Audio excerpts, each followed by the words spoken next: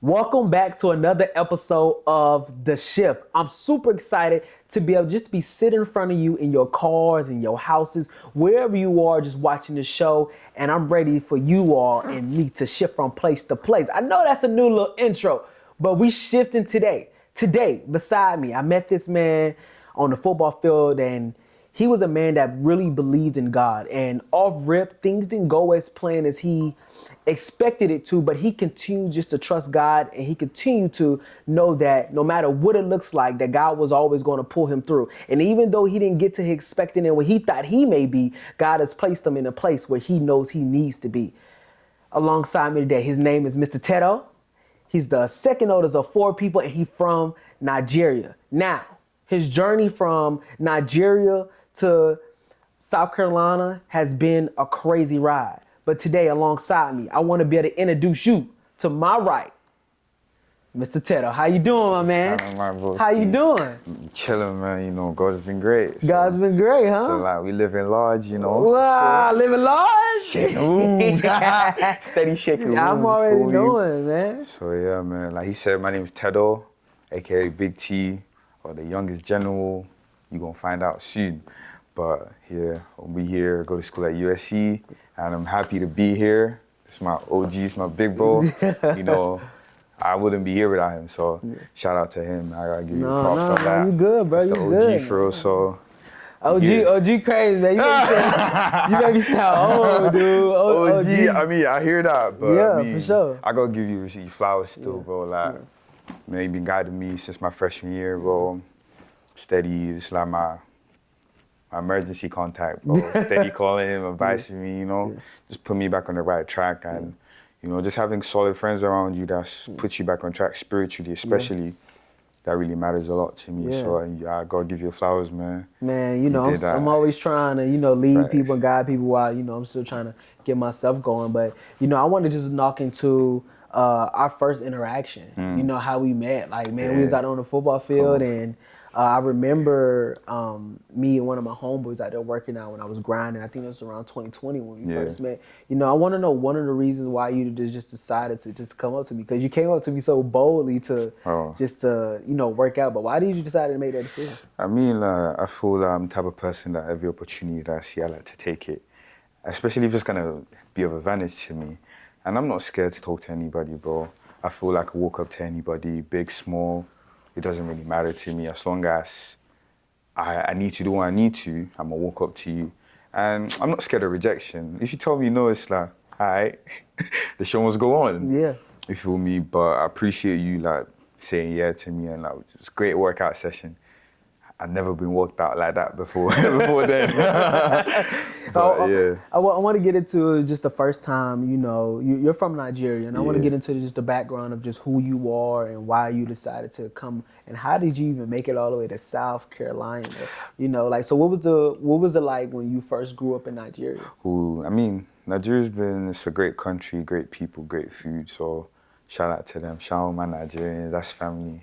And they cool people, so don't believe the media. Yeah. But I grew up, my dad, my mom, my younger sister, older stepbrother, and my dad died when I was 2, but my mom was sad about it, it's cool. But, just growing up, it was cool. I had a great family. My dad he was okay. He worked in the oil industry out there, so I could tell you he was doing good. And we doing better now, but yeah, so it was a great life. I mean, have a strong, solid family, put me through Christ, and I can't survive without Christ right now. So I'm happy. I love my family. They're cool. Nigeria's a great country, great people, great weather. So I wouldn't want to be born anywhere else. Yeah, I love it there. So you mentioned that like growing up, your dad died when you was 2. Now sometimes some men believe, or iron sharpens iron, and growing up, from what I'm hearing at this age, since your dad died at 2, what was it like for you to just grow up without a father? I mean, like, not gonna lie, yeah. Shout out my mom though. Like, she played both roles, dad and mom, and shout out my cousins too, Ramsey, Yuma, and my fan. Like, those are my big bros for real.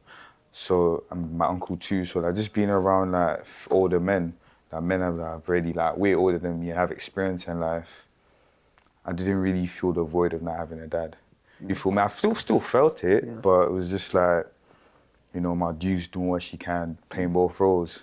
So I wasn't really fazed by it. It was cool. And having a strong family was like, okay, we here now, we tight. So I wasn't really fazed by it. Yeah. And don't get me wrong, I mean, it was kind of horrible the first day I found out. Because they didn't tell me till like when I was like 9.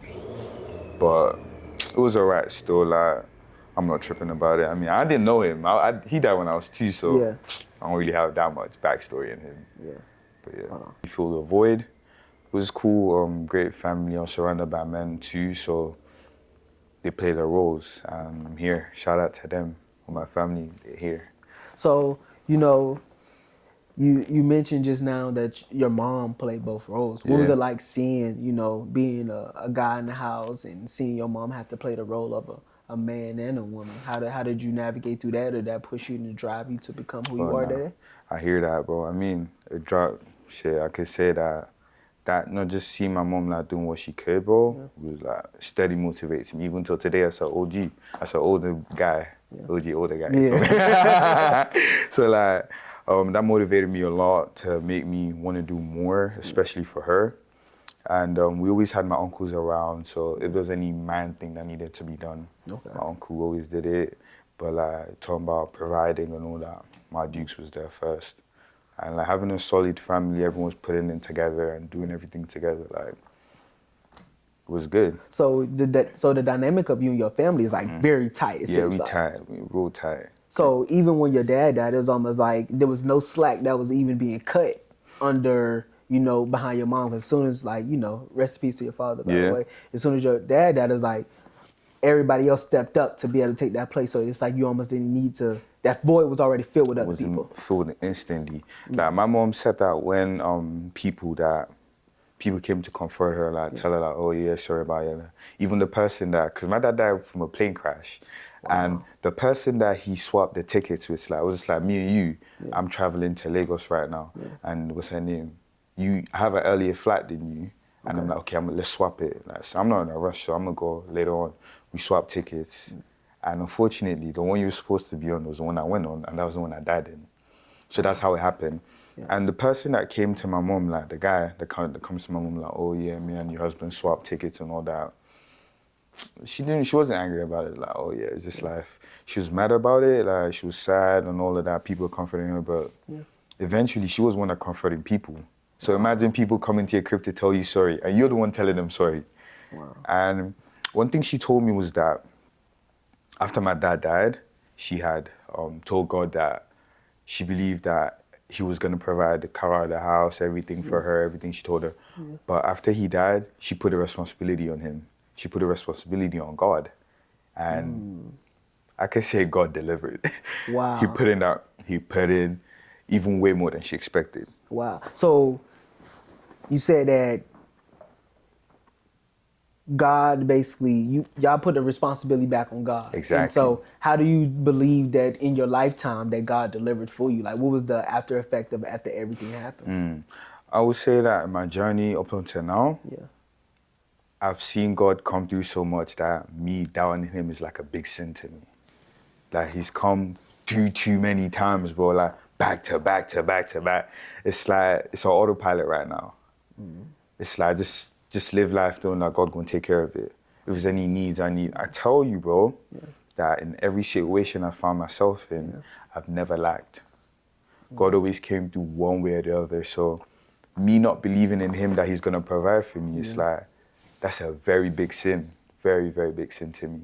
Wow. Because he always comes through every time. So in the beginning though, I want to back up though, because I understand that God has always been a provider in your life, as you just mentioned, right? But I want to know, even though God did come through, was it days that you lacked, and was it days that you doubted yourself, or maybe doubted God, or maybe doubted the fact that this may not be able to come through? So how did you even get to the place of now where your faith is so strong, where you say, like, doubting to me is almost a sin? I mean, there were days where I felt down, bro, and I was like, yo, I don't think this thing will happen. But one thing about God is that he's going to always come through when you least expect it.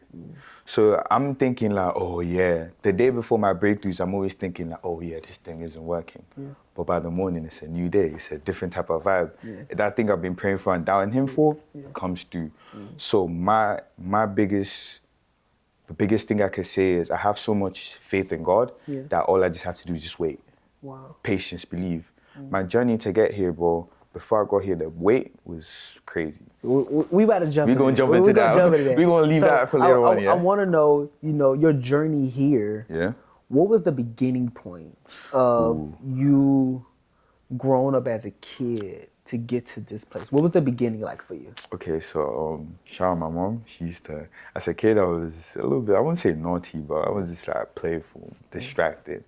But they used to woke me when I come back from school because I was always late in class, trying to finish up my notes. But I feel like that disciplined me a lot. And, I went to high school, Stella Maris College, Abuja, a very big school out there. And was a great school. Boarding school, by the way. It was a boarding school. So when I say it's a boarding school, a lot of people are like, oh yeah, it's great. That's not all that. My first 3 years, I will say I cried. Like whenever they dropped me in school, I used to cry. Because my first 3 years, that's years 7, 8, and 9. I used to cry because I used to miss my mom, bro. I understand. My first day they dropped me there, it was cool. I didn't have any issues, no problem. Until I see one of my friends crying, I'm like, yo, why are you crying? He's like, don't you miss your parents? But I'm like, whoa. That's when reality just hit me in my face. I'm like, oh wow, they're not here no more. Then I start crying, bro. It's like an awakening, like, oh, they're not here no more. So I start crying. First week, second week, third week, I'm still crying, bro. At this point, I have a what's her name? I have a napkin in my pocket, so if I'm crying, I'm like, you just always like that. This is why I hide it. So, because I don't want to be called like a crybaby. I mean, I did get called a crybaby a couple of times, but it wasn't all that, to be real. And first years was cool.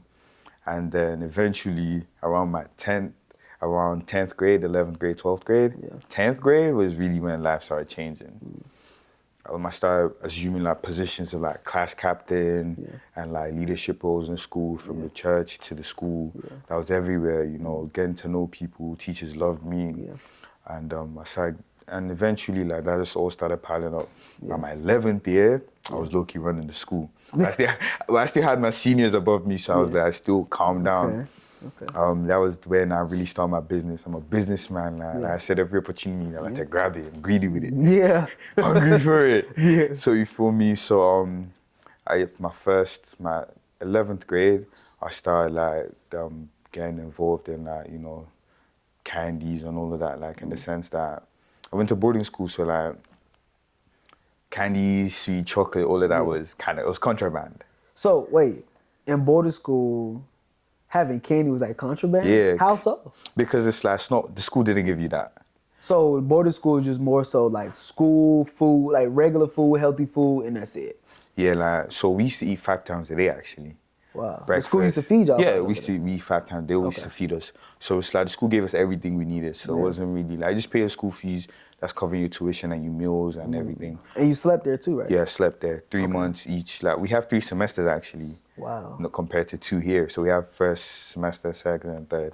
So the first semester and the third semester is usually around like 4 months.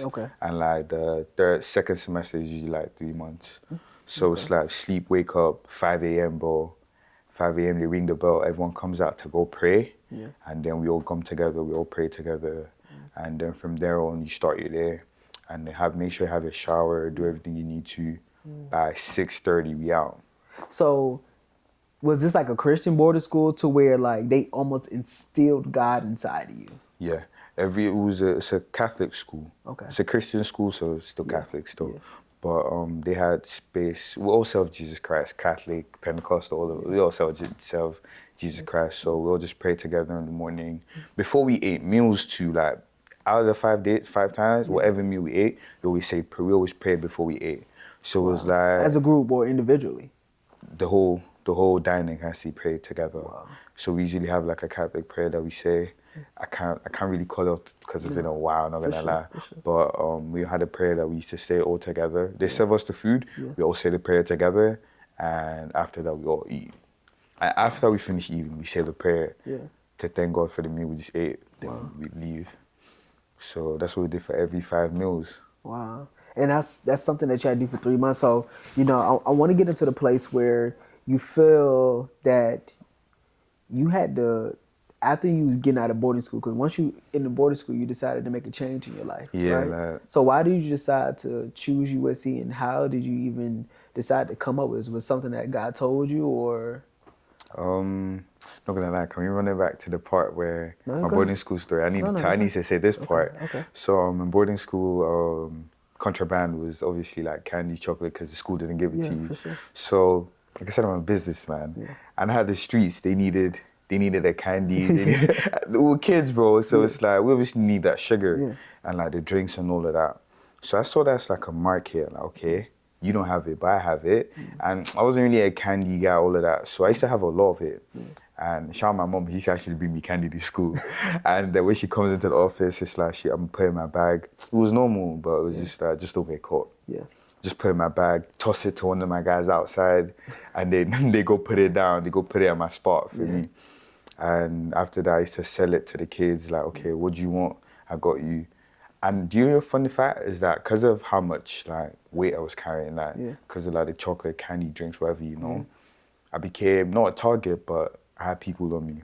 People that was trying to lick at me, like, okay, we're gonna hit you when you don't expect it. So because of that, I had a storekeeper, the quietest guy you never expect. Hold on. So you was selling candy, which was considered contraband. Yeah. And people was basically jealous of you. Yeah. Because you had candy. Exactly. Was it because you were just making money, or? It was never about everyone that candy back then, like sweets, anything that the school didn't give you was like basically currency.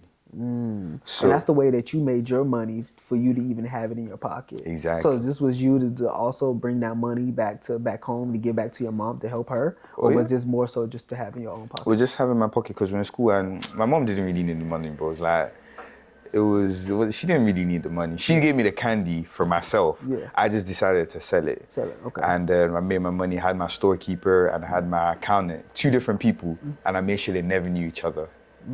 So it's like, oh, my storekeeper and my accountant don't like connive against me. So every money I made, I give it to my accountant. I sell her. She gonna stack it all up for me, keep it. She was like, she had that cash with her like everywhere she went. Cause that's my guy. Shout out Deborah too, man. So she was one that held my cash, and my boy held my stock for me. So I actually had teachers that I used to pay to go outside of school. Buy me like all my candies, all my drinks, all my chocolate. And teachers actually did this. Teachers did that, bro. Like, was that to cut you a check or something, or cut them a check because they wasn't making as much? No, they were making the money, but it was just like, you know, when you have good relationship with teachers, and it's like, you know, you guys are cool. It's like they're not gonna. I mean, they're cool with you, so they trust you. And then I just give them a cut. And then, so I said, I give him a cut of the money, so it's like, I'm gonna pay you, go bring my stuff. We act like this never happened. And that was it, bro. Bring it in, sell it, and I made a lot of money. Wow. So how did that, just you becoming a businessman early on, just helps you to where you are now, just in life, and you trying to just be able to start what you're trying to create now? Right now, I'm actually working on a brand called Lisette, and it's a clothing brand. And it's in the works. We're gonna have the premium qualities, best stuff you've never seen. So all my classy guys out there, I'm a classy guy too. So you know, we gonna have some for you. I love shout out Virgil Abloh. He inspired me, like creatively beautiful, bro. Raman Jago, what's her name? Go Crazy. All the musicians, like all the people around me, J.W. Anderson. I love their work. So I basically tapped into that. My mom actually is one of the biggest fashion icons in my city. So like everything fashion. She sells shoes and bags. So if you buy shoes, and it's not from her, it's like, what are you doing, bro? Wow. Back in Nigeria. Back in Nigeria, like all the female shoes, like if you talk about like you want to get proper shoes, like Italian shoes, like Gucci, Ferragamo, all of that, she's the plug for it. Wow. So it's like, if you're not getting it from her, then who you copying from? It's like, we gonna start looking at you like, okay, wow, that might be some fugazi stuff. So you're saying just basically from you being in boarding school to your mom is like one of the biggest fashion people back at home. It's almost like the business aspect and who you are has just been built inside of you, even with having God beside you and always pulling you through. So my next question is, how did you position yourself to make a decision to come to this place once you got out of boarding school?